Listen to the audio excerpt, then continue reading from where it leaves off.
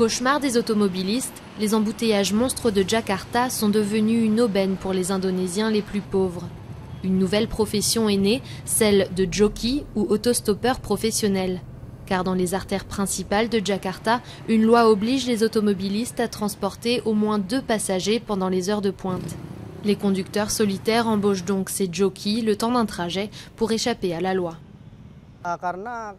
Si nous empruntions une route autre que celle de Sudirman, ça nous prendrait entre 1 heure et 1 heure et demie pour atteindre notre destination finale.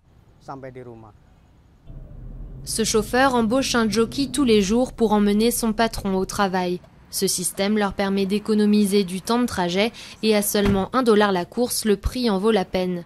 La police de Jakarta essaye en vain de mettre fin à ces pratiques en distribuant amendes et peines de prison. La loi 3 en 1 oblige à avoir 3 passagers par voiture et les jockeys la manipulent. Ça ne devrait pas être comme ça rend cette loi inefficace. Mais dans un pays où presque la moitié de la population vit en dessous du seuil de pauvreté, beaucoup n'ont pas d'autre choix pour gagner leur vie. Une longue marche à travers des rizières et un trajet d'1 heure et demie en train séparent cette mère de famille jockey du centre de Jakarta. Elle y emmène souvent 2 de ses 4 enfants pour augmenter le nombre de passagers et ainsi avoir plus de chances de se faire embaucher. Après l'heure de pointe du matin, elle rentre chez elle nourrir ses enfants, puis revient au même endroit pour les embouteillages du soir. Je suis pauvre et j'ai besoin d'argent pour nourrir mes enfants et pour aider mon mari parce que son salaire ne suffit pas.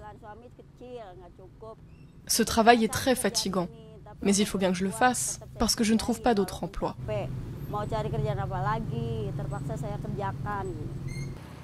Cette profession illégale permet aux autostoppeurs de partager des moments d'intimité avec leur riche employeur du moment.